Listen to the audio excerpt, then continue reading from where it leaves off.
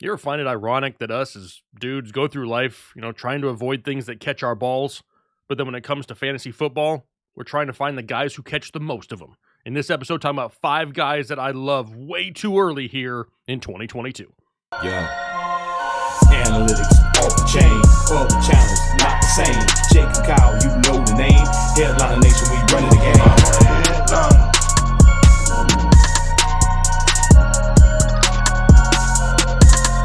I'm a headliner.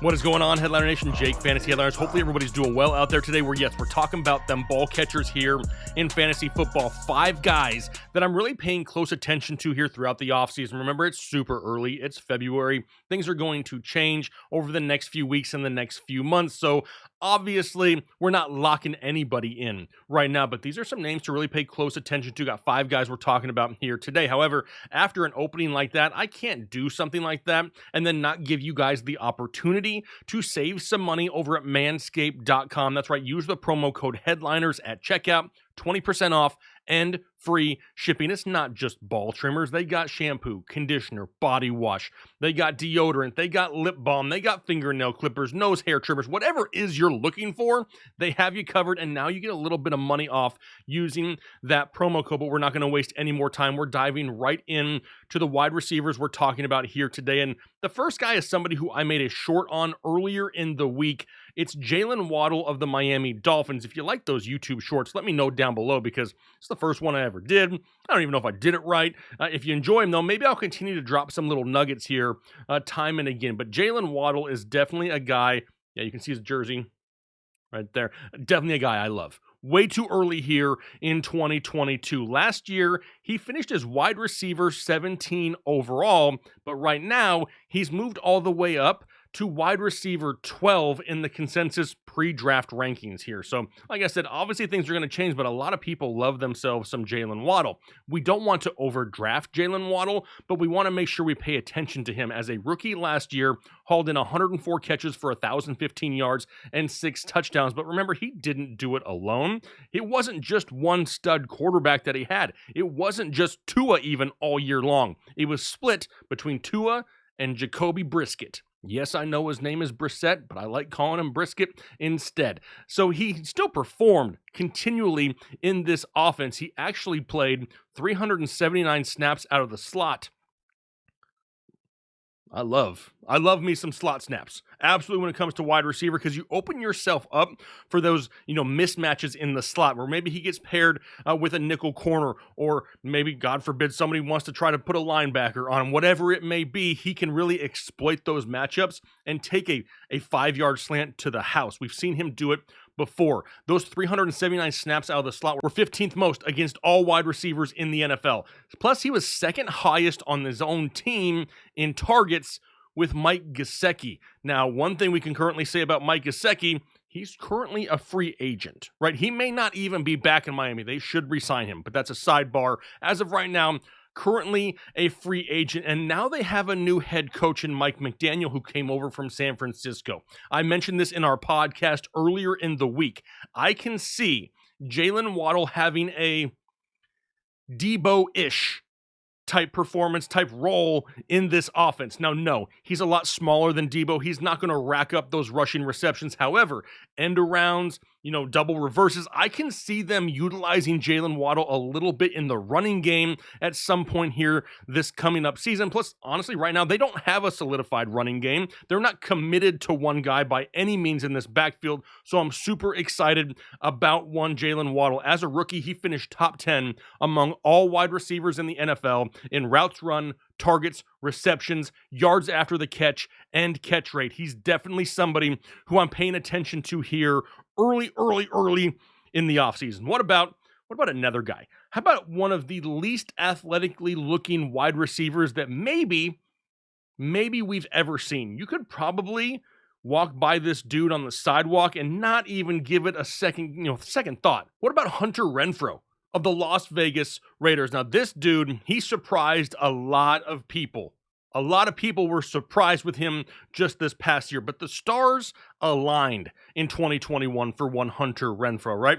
It was really something that catapulted him, though, into a big role, right? Now that they know he can handle such a role, I don't think that no matter what they do this offseason, they just go away from Hunter Renfrow. They're going to continue to utilize him a lot. Now, we had the Henry Ruggs incident.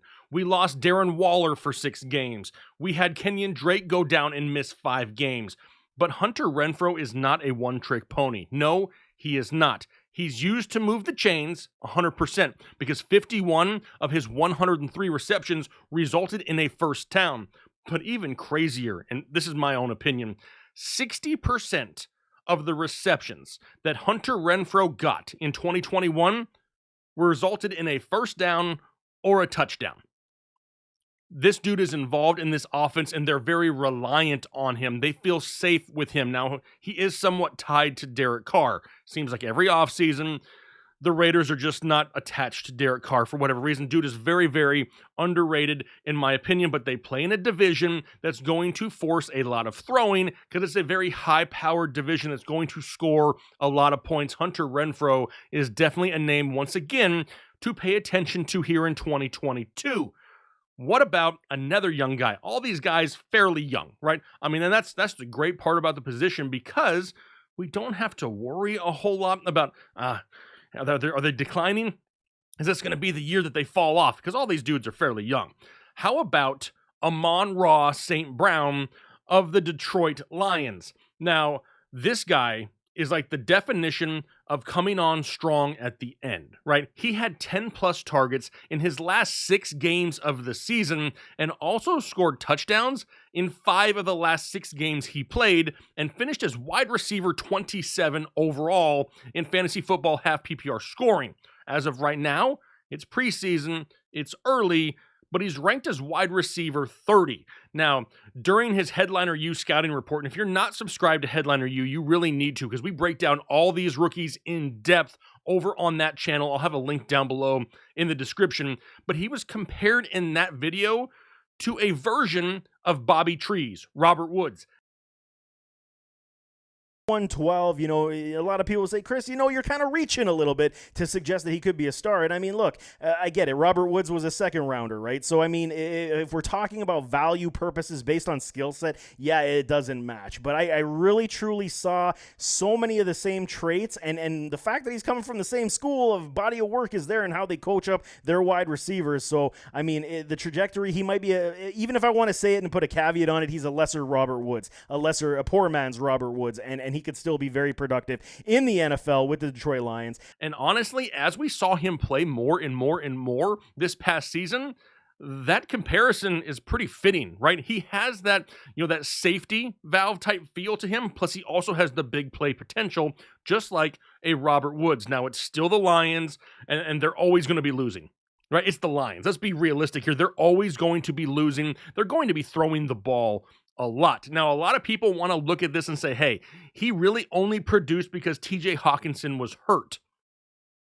Well, you think TJ Hawkinson's going to get 20 targets a week because he wasn't getting 20 targets a week when he was healthy? Amon-Ra St. Brown really carved himself a role in this offense. In my opinion, if DeAndre Swift can come back and be healthy and be a force out of the backfield, that's only going to help Amon-Ra St. Brown. And like I said, it's still the Lions. There's not an abundance of offensive weapons there to really steal a majority of his target share. Do they do anything, crazy here in the offseason? Once again, it's the Lions. They're not going to be racking up a bunch of big-name free agents and making a run at a Super Bowl in 2022. Amon-Ra St. Brown, definitely a guy that I'm paying attention to here this offseason. How about a guy that we talked about last year a lot? I remember coining the phrase going full Mooney in 2021. Darnell Mooney of the Chicago Bears. Now, I love this kid last year. I was expecting more overall from the Bears as a whole in 2021, but obviously Matt Nagy kind of screwed the pooch when it came to them. But Darnell Mooney didn't disappoint last year whatsoever. He finished as wide receiver 26, hauling in 81 receptions for 1,055 yards and 4 touchdowns. Now here early on, consensusly ranked as wide receiver 35, which is mind-blowing to me because we all know that at this point, Allen Robinson is probably all but gone in Chicago, right? So that means Darnell Mooney going to be the guy going forward in Chicago. He showed great chemistry when on the field with Justin Fields. On the field with Justin Fields. That's kind of weird to say, but we expect those two to grow together. But most importantly here, no more Matt Nagy in Chicago. He can go be an assistant in Kansas City now because we don't have to worry about him limiting the potential of players in Chicago. Darnell Mooney, somebody who finished last year, like I said, wide receiver 26, currently wide receiver 35, and now in line for more targets in his second year with his quarterback. In my opinion,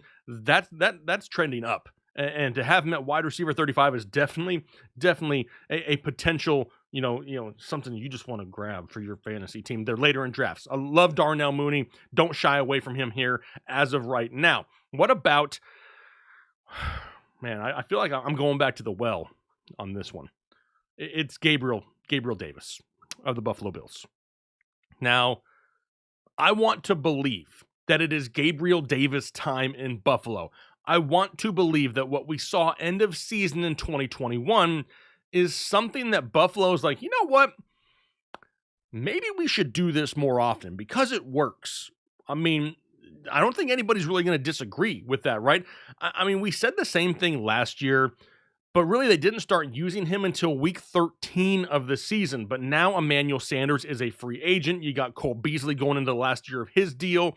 And honestly, he's going to be super cheap on draft day. There's not a whole lot of people reaching for Gabe Davis because they've been burned in the past. So you're not going to really invest a whole lot of draft capital to take a stab on this guy because his touchdown upside every week is going to be huge. He always produces when given the targets. He just needs consistent targets. If they don't bring anybody else in and they let Emmanuel Sanders walk, that only opens up potentially more targets going the way of Gabe Davis, who was definitely a force to be reckoned with late in the 2021 season. Do I want to go into 2022 relying on Gabe Davis? No, of course not, but you're not going to have to because you're drafting him so late in drafts. Just another one of those names, though, that I want to pay close attention to when I'm in my fantasy football research as we get closer to the season.